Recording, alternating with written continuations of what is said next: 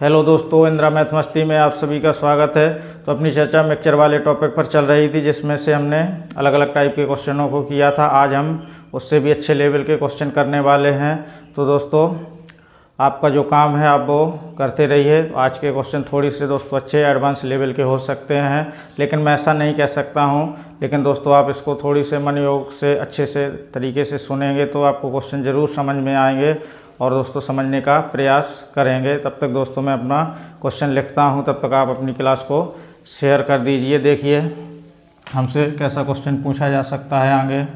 जैसे लिख दूँ, समान मात्रा की समान क्या है, इसमें मात्रा की दो मिश्र धातु हैं। समान मात्रा की दो मिश्र धातुओं में लोहा तथा तांबे का मिश्रण है। तांबे का अनुपात 7:11 तथा और कितना है इसमें दोस्तों, तथा 7:2 है। इन दोनों इन्हें मिलाकर के क्या किया गया है, एक नई मिश्र धातु बनाई गई है। इन्हें मिलाकर एक नई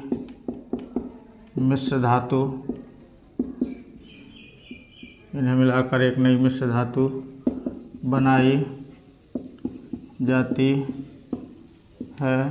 तो नई मिश्र धातु में हमसे क्या पूछा गया है, लोहे और तांबे का अनुपात। तो नई मिश्र धातु में लोहे तथा तांबे का अनुपात ज्ञात कीजिए।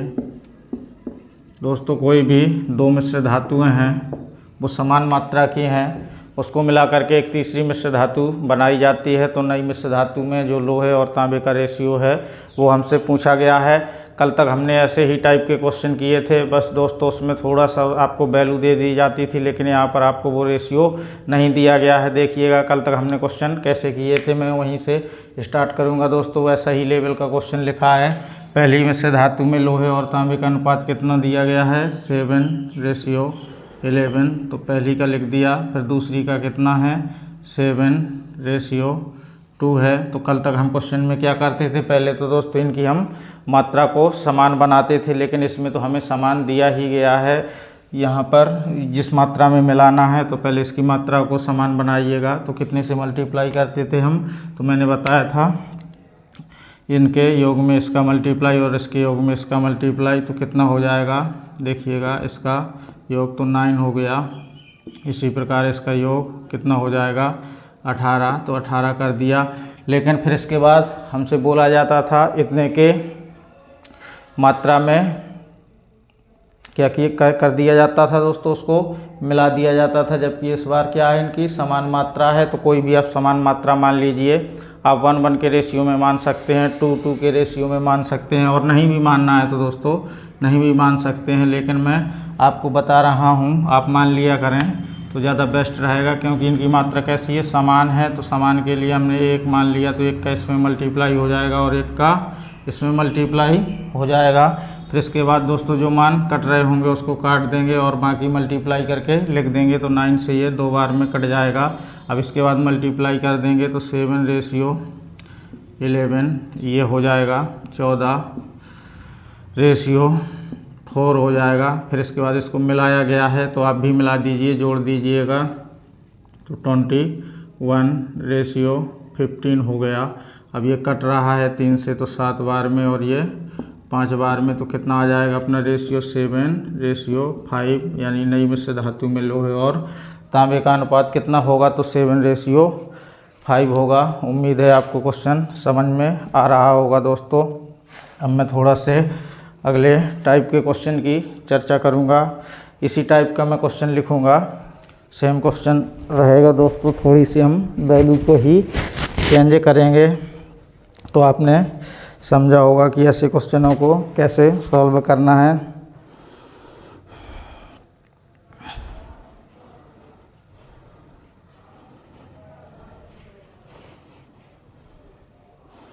अब देखिएगा, अभी तक आपसे 2 मिश्र धातु देता था, इस बार यदि आपको 3 मिश्र धातुएं दे दी जाएं तो वैसे क्वेश्चन को भी इसी टाइप में सॉल्व करना है। तो उस टाइप का भी क्वेश्चन देख लीजिए। जैसे मैं लिख दूं समान, कोई भी क्वेश्चन है, समान आयतन, इस बार 3 मिश्र धातु लिखूंगा, समान आयतन की 3 मिश्र धातुओं में अम्ल तथा पानी का अनुपात, अम्ल तथा पानी का अनुपात कितना लिख दूं, 1:2, 1:2 लिख दिया। फिर इसके बाद 3:4 व 5:6, 5 कितना लिख दूं मैं, 6 है। इन तीनों जो मिश्रण है, इन तीनों मिश्रण के घोल से एक नई मिश्र धातु बनाई जाती है, एक नई मिश्र धातु बनाई जाती है। तो नई मिश्र धातु में अम्ल तथा पानी का अनुपात ज्ञात कीजिए। सेम क्वेश्चन है दोस्तों, जिस प्रकार से ये क्वेश्चन है उसी प्रकार से ये भी है। यदि ये क्वेश्चन आपको कम समझ में आया होगा तो इस क्वेश्चन के माध्यम से आप दोनों क्वेश्चनों को भली भांति तरीके से समझ सकते हैं। इसमें से दोस्तों 3 मिश्र धातु हैं, या ये 3 मान लीजिए क्या हैं, बाल्टियां हैं, और जो कि कैसी हैं, समान मात्रा में हैं। तो उनकी क्वांटिटी कैसी है, समान है। तो उसमें से इन तीनों मिश्रणों को क्या कर दिया गया है, मिला दिया गया है। फिर इसके बाद नई मिश्र धातु बनाई जाती है। तो उसी नई मिश्र धातु में हमसे एसिड और वाटर का रेशियो पूछा गया है। तो सबसे पहले आप इन तीनों का रेशियो लिख लीजिए। तो 1:2 हो गया, दूसरी का कितना है, 3:4 हो गया, और अगले का 5:6 हो गया।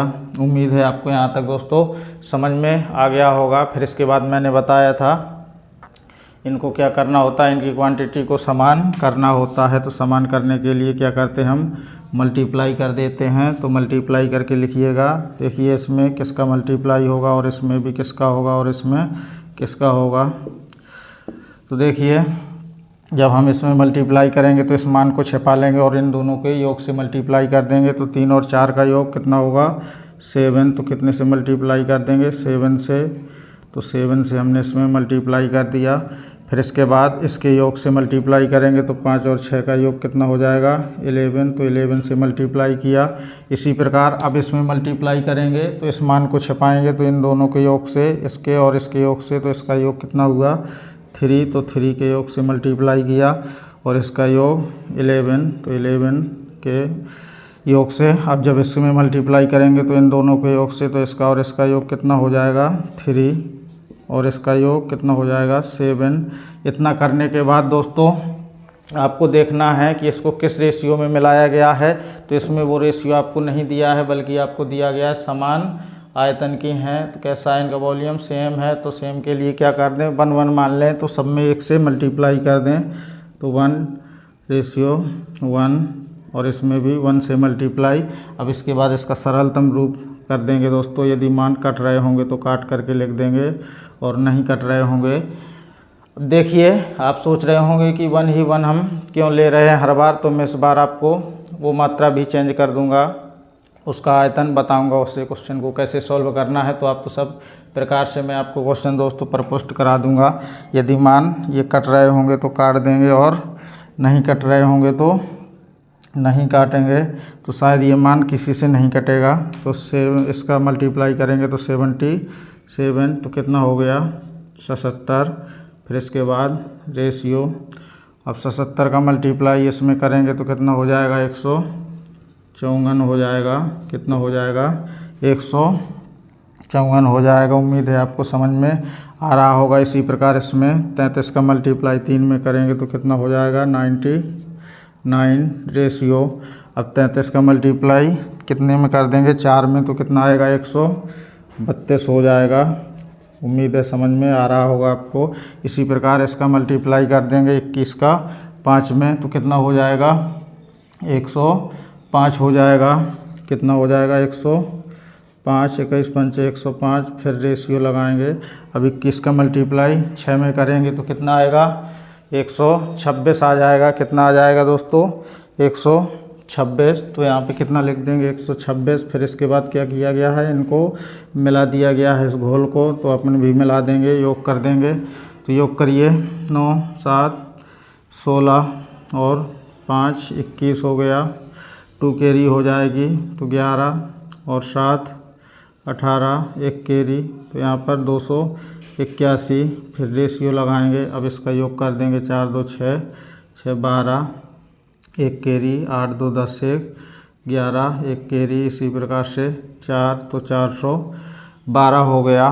क्या ये मान कट रहा है? यदि कट रहा होता तो काट देते, बल्कि ये मान नहीं कट रहा है। तो नई मिश्र धातु में किसका है, ये किसका कह रहा था, एसिड और वाटर का रेशियो कितना आएगा 281 रेशियो 412 ही अपने इस प्रश्न का क्या हो जाएगा, आंसर हो जाएगा। उम्मीद है आपको समझ में आ गया होगा। इस टाइप का भी क्वेश्चन दोस्तों, बहुत ही ईजी टाइप के क्वेश्चन, ऐसे क्वेश्चन हमने कल भी किए थे। अब देखिएगा इसी क्वेश्चन में यदि यहाँ पर आपको कोई रेशियो दे दिया जाए तो ऐसे क्वेश्चन को कैसे सॉल्व करना है उसको भी देख लीजिए। मैं उस टाइप का भी आपको क्वेश्चन करा दूं।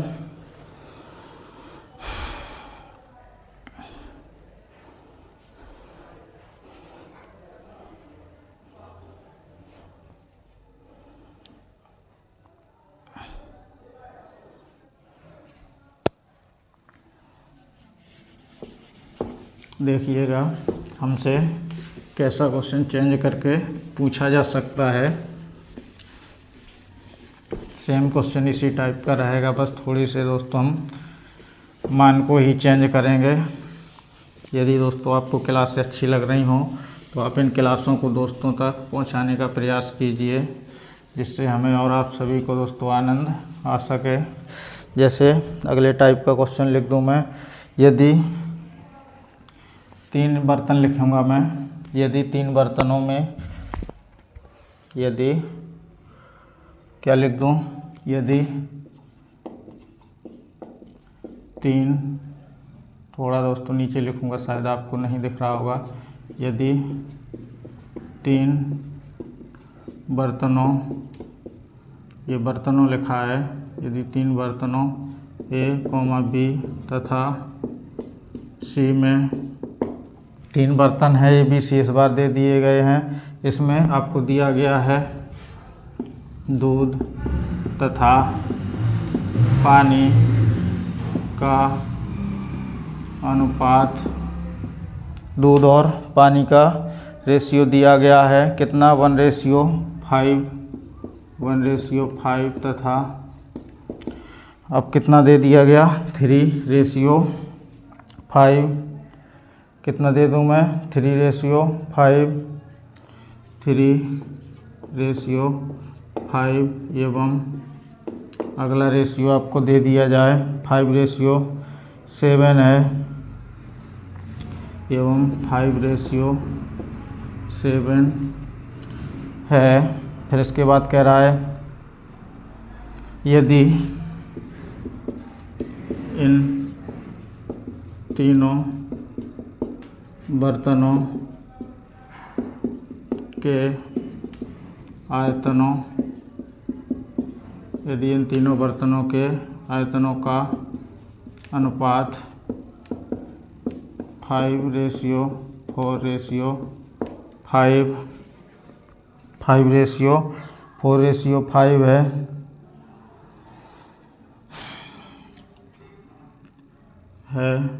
यदि इन तीनों बर्तनों को मिला दिया गया तो नए बर्तन में दूध तथा पानी का अनुपात ज्ञात कीजिए।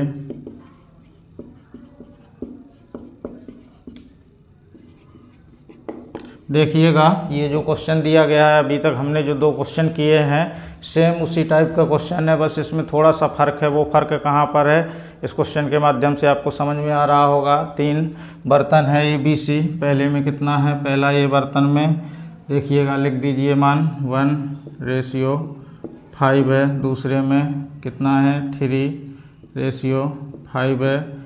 और तीसरे में 5:7 है। इतना करने के बाद मैंने आपको बताया इसमें आपको क्या करना होता है, पहले इनकी मात्रा को सेम बना लें हम। तो कितनी मात्रा इसमें, इसका मल्टीप्लाई इन दोनों के योग का तो कितना हो जाएगा, 5 3 का योग 8 हो जाएगा। तो 8 से मल्टीप्लाई, फिर इसके बाद इसके योग से मल्टीप्लाई तो 12 हो गया। इसी प्रकार से इसमें मल्टीप्लाई करेंगे तो और इसके योग से तो 6 से कर देंगे। इसी प्रकार इसके योग से तो 12 से मल्टीप्लाई कर देंगे। इसी प्रकार इनके योग से तो 6 हो जाएगा और इनके योग से 8 हो जाएगा। देखिएगा, यहाँ तक हम अभी तक ऐसा कर चुके हैं, ऐसा हम पढ़ चुके हैं। इसके बाद आपको बोला जा रहा था हर बार समान मात्रा में, तो इस बार आप 1 और 1 से मल्टीप्लाई नहीं कर सकते, बल्कि आपको इस बार आयतनों का रेशियो भी दिया गया है 5, 4 और 5 का। यानी कि पहले बर्तन का आयतन का रेशियो कितना है, 5, दूसरे का 4 और ये 5। तो इस प्रकार से मल्टीप्लाई करेंगे। पहले बर्तन में कितने से मल्टीप्लाई करेंगे, तो इस 5 से कर देंगे। तो इस 5 से करिए। दूसरे वाले में कितने से करेंगे, इसका आयतन 4, तो 4 से कर देंगे। इसी प्रकार तीसरे वाले में 5 है तो 5 से मल्टीप्लाई कर देंगे। बस अब दोस्तों, अब इसको हमें सॉल्व करना है और कुछ नहीं करना है।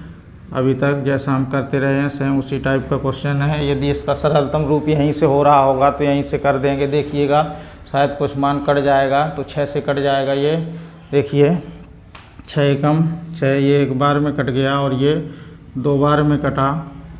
इसी प्रकार ये भी 2 बार में कट जाएगा। तो क्या अब ये मान किसी से कट रहा है, तो 4 से कट जाएगा। तो 4 एकम 4, 4 दूना 8 और ये भी 4 दूना 8 हो गया। अब ये मान फिर से शायद 2 से कट रहा है, तो इस 2 से ये 2 कट जाएगा और ये 2 भी कट जाएगा।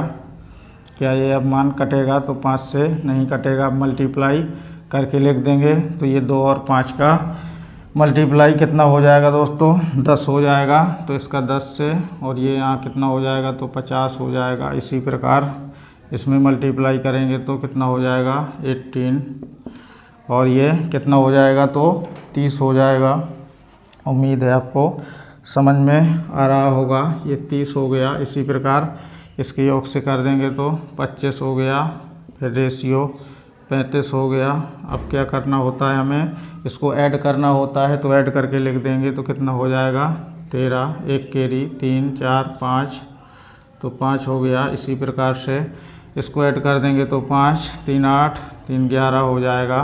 क्या ये मान कट रहा है, तो ये मान भी नहीं कटेगा। तो यही अपने प्रश्न का क्या हो जाएगा, आंसर हो जाएगा। तो आपको उम्मीद है ये क्वेश्चन भी समझ में आया होगा। अब देखिएगा, मैं थोड़ी से अगले टाइप के क्वेश्चन की चर्चा करूँगा। फिर इसके बाद दोस्तों हम उसी टाइप के क्वेश्चनों को करते रहेंगे।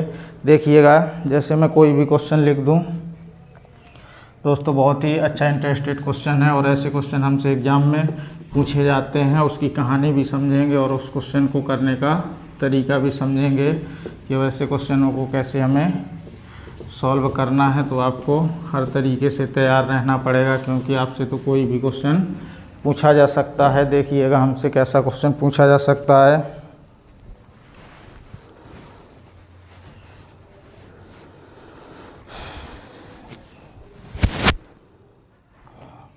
जैसे मैं लिख दूं, एक बाल्टी में एक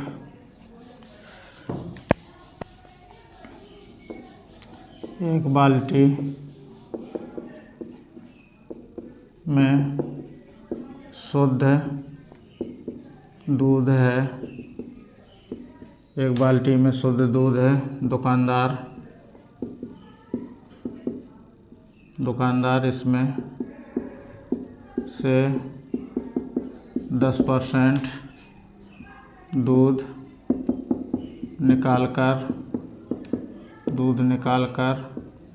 उतने ही मात्रा में पानी मिला देता, उतने ही मात्रा में क्या कर देता है, ये पानी मिला देता है। फिर वह इस प्रक्रिया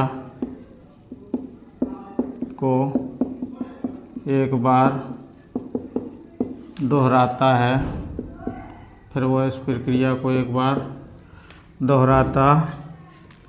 है। तो हमसे क्या पूछा गया है, तो अंत में दूध व पानी का अनुपात दोहराता है।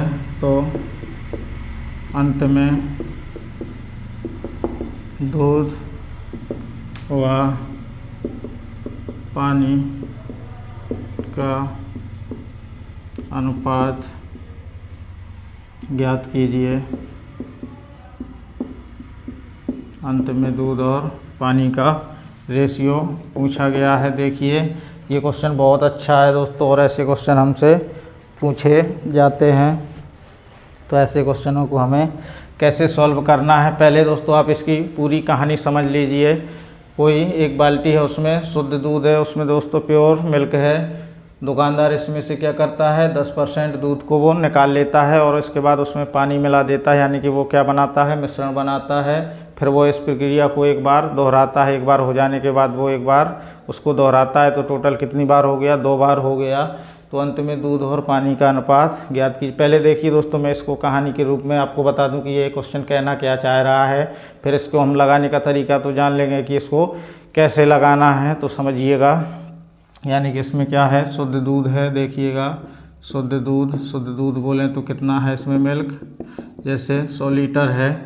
देखिएगा अगर 100 लीटर दूध है, इसमें क्या है, मैंने लिखा शुद्ध दूध है, या ऐसा लिख सकते हैं अपन दोस्तों। इसमें आरंभ में जैसे दूध की मात्रा कितनी है, 100 लीटर है, तो इसमें आरंभ में पानी कितना होगा, पानी तो दोस्तों होगा नहीं, 0 ही होगा, क्योंकि शुद्ध दूध है प्योर, उसमें दोस्तों एक भी बूंद पानी की नहीं है। तो 100 लीटर दूध है तो पानी कितना है उसमें, 0 लीटर। लेकिन वो क्या करता है, इसमें से 10% दूध को क्या कर लेता है, निकाल लेता है। तो 100 का 10% कितना होगा, यानी कि 10 लीटर दूध क्या कर लिया इसने, निकाल लिया। और जब ये दोस्तों 10 लीटर दूध निकालता है तो उसमें पानी भी मिलाता है। कितना मिलाता है, बोल रहा है उतने ही मात्रा में। 10 लीटर निकाला तो 10 लीटर इसने पानी को मिला दिया। तो दूध अब देखिए कितना बचा, 90 लीटर, और यहाँ पानी कितना होगा, 10 लीटर हो गया, वो तो 10 ही लीटर है। फिर इसके बाद कह रहा वो ऐसा करने के बाद इस प्रक्रिया को एक बार दोहराता है, तो फिर ऐसा ही करता है। तो देखिएगा ये जो 90 है और ये 10 है, अब जो दोस्तों इस बार निकलेगा तो क्या वो प्योर दूध निकलेगा, क्योंकि 90 लीटर तो क्या हो चुका है, इसमें दूध हो चुका है, और 10 लीटर क्या हो चुका है, इसमें पानी हो चुका है। उम्मीद है आपको यहाँ तक समझ में आया होगा। जैसे दोस्तों मैंने 100 लीटर की दूध की बाल्टी थी, उसमें से 10 लीटर दूध निकाल लिया, 10 लीटर उसमें पानी डाल दिया, और फिर मैं यदि यही प्रक्रिया एक बार दोहराऊंगा तो अब उसमें तो पानी जा चुका है, तो क्या प्योर दूध निकलेगा। तो आपका आंसर होगा कि अब उसमें प्योर दूध नहीं निकलेगा, क्योंकि अब वो क्या बन चुका है, मिश्रण बन चुका है। तो उससे हम क्या निकलेगा, मिश्रण निकलेगा। लेकिन वो दोस्तों रेशियो तो सेम रहेगा, चाहे आप उससे 1 कप दूध निकालिए या दोस्तों आप आधा गिलास निकालिए या जितना भी निकालना है उतना निकाल सकते हैं, लेकिन रेशियो तो वही रहेगा, यानी कि 9 और 10 के रेशियो में होगा। जैसे 9 लीटर दूध निकलेगा तो 1 लीटर क्या निकलेगा, पानी निकलेगा। वो रेशियो तो दोस्तों उसी सेम रहेगा। तो इसमें से क्या किया उसने, यानी कि 10 लीटर दूध, फिर इसमें इसका 10% निकालेगा तो कितना 9 लीटर और निकालेगा। लेकिन दोस्तों जब ये 9 लीटर निकालेगा दूध तो इसमें से कितना निकलेगा 1 लीटर, यानी कि यहाँ से दूध कितना बचा 81 लीटर बचा है दूध, और यहाँ से पानी कितना 9 लीटर बचा। अब देखिएगा इसमें से पानी कितना बचा 9 लीटर, दूध कितना बचा आरंभ में 81 लीटर यानी कि 81 लीटर। लेकिन ये क्या किया है इसने 10% निकाला है, यानी कि 9 लीटर दूध निकाला है मिश्रण। तो जब ये निकल गया है तो उतनी मात्रा में उसको पानी भी तो मिलाना है, तो यानी कि इसमें से पानी उसको कितना मिलाना है, तो 10 लीटर वो पानी और मिलाएगा। तो पानी को कितना मिलाना होगा 10 लीटर। तो यहाँ से देखिएगा पानी कितना हुआ 19 लीटर। तो हमसे पूछा क्या गया है, यही तो दोस्तों हमसे पूछा गया था कि अंत में दूध व पानी का अनुपात क्या करना है, ज्ञात करना है। तो दूध और पानी का अनुपात कितना आया, दूध का 81 लीटर और पानी का 19 लीटर। तो यही हमारे प्रश्न का क्या है, आंसर है। लेकिन दोस्तों आपने कहानी को समझ लिया होगा, उम्मीद मैं ऐसा कर सकता हूँ।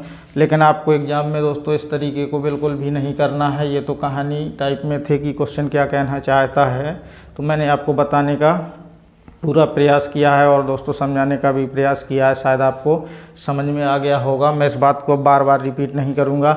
देखिए इस क्वेश्चन का कहने का मतलब क्या है दोस्तों, अभी तक हमने जो परसेंटेज वाला टॉपिक था पढ़ा था, तो उसी से संबंधित ये डायरेक्ट वे में नहीं बोल रहा है पर इनडायरेक्ट वे में कह रहा है। जैसे किसी नगर की वर्तमान जनसंख्या इतनी थी और वो प्रत्येक वर्ष क्या कर रहा है 10% घटती है, तो अंत में कितनी जनसंख्या बचेगी, यही पूछने का इसका तरीका हुआ।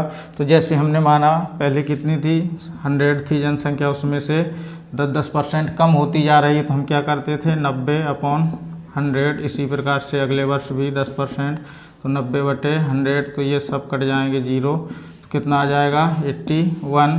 तो 81 क्या हुई बची, देखिए 100 से 81 बची, तो उसमें कितना रेशियो आया, यानी कि 81 लीटर दूध और 19 क्या हुआ पानी। तब भी हमारे प्रश्न का क्या आना है आंसर, दोस्तों सेम यही आंसर आ जाएगा। तो उम्मीद है आपको ये क्वेश्चन भी समझ में आ गया होगा, क्योंकि ये क्या है हमारा दूध है, तो पानी कितना होगा, देखिए 100 था टोटल, 81 दूध है, तो पानी कितना होगा इस 100 में से यदि हम 81 को क्या कर दें माइनस कर दें, तो भी पानी कितना आएगा 19 लीटर आएगा।